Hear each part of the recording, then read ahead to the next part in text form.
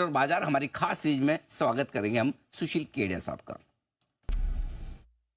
सुशील जी, बहुत बहुत स्वागत है आपका। Good morning. बजट से ठीक पहले आपसे मुलाकात हुई थी, आपने बोल्ड में और may not be very beautiful और स्वीट बट बड़ा बोल्ड कॉल था आपका, निफ्टी पर कमजोरी का, बैंक निफ्टी में गिरने का, और बिल्कुल एग्जैक्टली वैसा होता दिख रहा है। दुनिया भर के बाजारों को लेकर भी आपने साफ कहा था कि कोहराम मचने वाला है। 21,000 के टारगेट दिए थे। जब हमने उसको ट्वीट किया ना, काफी लोग हिल भी गए थे, बोले कि भाई केडिया साहब क्या कर रहे हैं, लेकिन अब उस डायरेक्शन में थोड़ा बढ़ना शुरू हुआ है।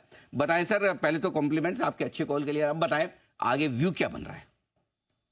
देखिए, वो मुकेश का एक गाना था ना, जो तुमको हो पसंद वही बात करेंगे, तुम दिन को अगर रात कहो तो रात क्या कहेंगे। बात है।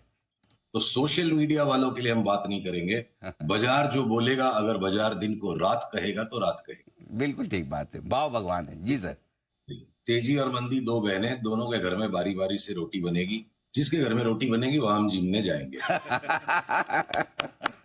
बराबर है। Too good। बहुत बढ़िया, फर्स्ट क्लास। बताएं सर। तो अब देखिए, एक राउंड जो फर्स्ट राउंड ऑफ कोहराम जो वॉल स्ट्रीट पे होना था वो हो चुका है। अब मुझे लगता है 500 600, क्या पता 700 पॉइंट तक की भी नैस्डैक में एक रीबाउंड आ जाए 2-3 दिन में। और यहां पे अब जो सारी ट्रेंड लाइन टूट गई और बिल्कुल इजी टेक्स्ट बुक ट्रेड है, और अब पूरा सोशल मीडिया शॉर्ट होने जा रहा है, तो हमें यहाँ पे शॉर्ट समेटना ठीक लगता है। रीबाउंड में वापस बेचेंगे, इस वक्त ये ध्यान है। तो हो सकता है निफ्टी भी 24,500 600 दिखा दे वापस। तो उसमें तेजी के चपेट में मत आइएगा। मोहब्बत में और मार्केट में जब भी रिबाउंड आते हैं वो बड़े घातक होते हैं। तो अगले रिबाउंड में बेचना है हमें।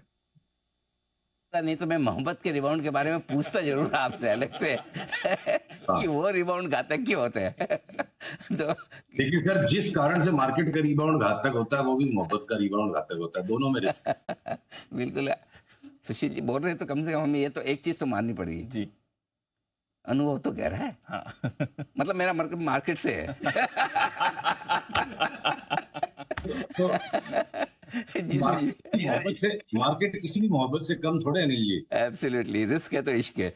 बिल्कुल। तो चलिए, अच्छा एक चीज बताएं, ये बताएं कि किस लेवल के ऊपर इस रिकवरी में निकल जाए तो फिर बोले भाई एक बार के लिए अब मंदी मत करो, इसको और जितना बढ़ना बढ़ जाए। तो वो स्टॉप लॉस या फिर मूड चेंज करने वाला लेवल निफ्टी बैंक निफ्टी पर अगर कोई ध्यान में हो तो देखिए, सोशल मीडिया के ट्रोल्स को भी थोड़ा मसाला दे, बड़ा मजाक उड़ाते जब मैं लाइन कहता हूँ। पीसीआर से अनुरोध है, कृपया मेरे स्क्रीन पे इस चार्ट को दिखाएं। जी सर, आ गया। अगर ये चार्ट दिख रही है 24,475 के आसपास, ये जो पीली रेखा यहाँ आ रही है, इसको लोग स्टॉप लॉस लाइन बना के चलेंगे। और मुझे लगता है माइंड सेट ये रेडी होना चाहिए कि हम 24,760 800 तक भी अगर चले जाते हैं, यहां तक भी अगर हम चले जाते हैं, कंप्लीट रीटेस्टिंग भी, तब भी मंदी का ढांचा खत्म नहीं होगा। तो निफ्टी की ट्रेडिंग अलग है और इंडिविजुअल स्टॉक्स की ट्रेडिंग अलग है। जिन सेक्टर्स में हमें जड़ में अगले 3 महीने मोटी मंदी नजर आती है, मेटल्स, बैंकिंग के large cap stocks, city union bank उसमें अपवाद है, हमारे क्लाइंट्स को हमने दिलाया हुआ भर भर के। और बैंकिंग, मेटल्स और अब ऑटो के स्टॉक्स, आज टाटा मोटर्स का मान लीजिए फाइनल फ्रॉथ आ रहा है, तो हम कोई भी टाइम पे इनको बेचेंगे। अब अडानी के स्टॉक्स को हो सकता है कि यहां से 24,400 500 600 700 की जो भी रैली आए, ये अडानी इंटरप्राइज की चार्ट यहां से ब्रेकआउट देने को रेडी है, और ये अचानक उछल के 20% अगर 3800 तक भी चली गई तो मुझे आश्चर्य नहीं होगा। तो अलग अलग स्टॉक्स और अलग अलग सेक्टर्स को खेलेंगे। निफ्टी बैंक निफ्टी में उलझना मतलब बिल्कुल शातिरों का काम है, साधारण मनुष्य का काम नहीं। बिल्कुल ठीक बात है। शातिर से मतलब वो स्किल ट्रेडर्स। ये ध्यान है ना। हाँ, हिंदी में थोड़ा सा शातिर मतलब वैसे उर्दू शब्द है, लेकिन हिंदी में थोड़ा, उर्दू में थोड़ा शातिर मतलब वो मतलब शातिर मतलब चालाक चालाक टाइप। चालाक, street smart is different. Street हाँ, तो स्किल्ड जो चार्ट समझते देखते हो, स्टॉप लॉस लगाना और ट्रेड करना जानते हो, उनके लिए। आइए अब कमजोरी की लीडरशिप। अच्छा, वापस बेचना है तो क्या बेचना है सर?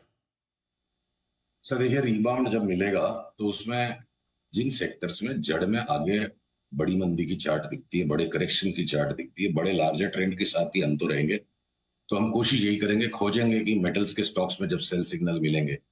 अभी टाटा स्टील इतना गिर गया, एक बार यहां से रिबाउंड दे देगा 12-13 रुपया, या हिंडाल्को यहां से 30-40 रुपया 50 रुपया बढ़ जाए, कोई बड़ी बात नहीं है।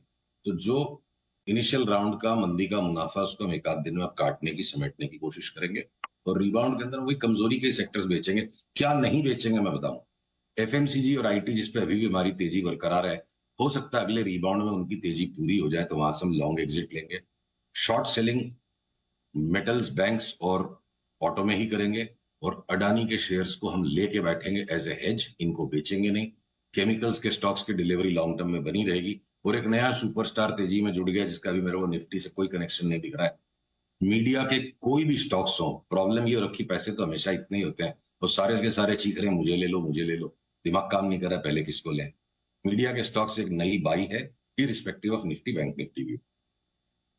सर हमारे पे बुलिश आप? बिल्कुल जी, आप पे भी बुलिश है, आपके प्रतिद्वंदियों पे भी बुलिश है, सारे के सारे आकर्षक लग रहे हैं। क्या बात है। तो मीडिया इस वक्त ये नया सेक्टर सुशील जी ने बताया जहां पर आपको खरीदारी करने का है, ये सेक्टर्स और ये स्टॉक्स बुलिश दिख रहे हैं आपके लिए।